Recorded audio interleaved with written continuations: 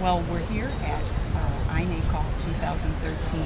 I'm with Michael Horn, who's the director of the Clayton Christensen Institute, and you just had an incredible session with educators and administrators from our school districts all around the country talking about the promise of online learning.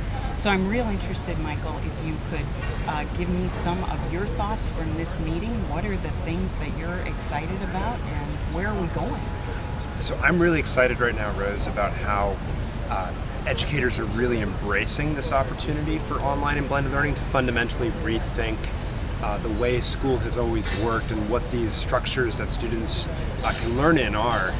What I sense from the meeting is that people are really wrestling with the tactics now. How do we actually get over certain hurdles? We've accomplished the ability to get online curriculum there, start to empower students, but the question now is exactly how do we support teachers in this new role? They're doing very different things and there's not a knowledge base for that. How do we educate teachers?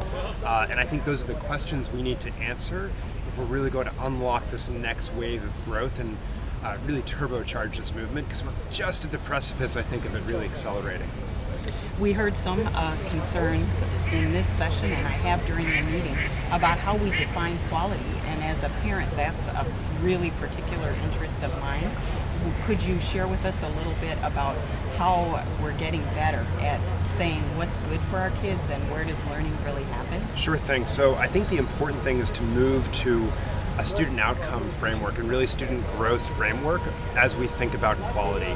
And so and the ultimate thing that I think about is preparing students for lifelong success, really to allow every single student to fulfill their human potential.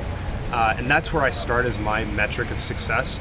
And then you sort of have indicators underneath that, right? So you have, test scores are not an end. They're sort of a road sign on the way to success. College is not an end either. It's sort of a road sign on the way to success, really leading that fulfilling life. And I think we're getting better at starting to understand what are those right road markers to help us know if someone is pointing in the right direction or not.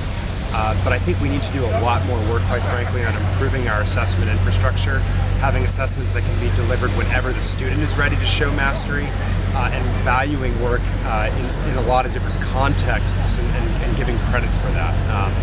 That's where I think we need to go toward right now in this world. But really getting toward focusing on student outcomes and leaving behind sort of our input-driven model of where we said quality was defined by the number of students in a classroom regardless of what was going on. We have to get out of that mindset, I think. Thanks so much, Michael. Thank you. Appreciate it.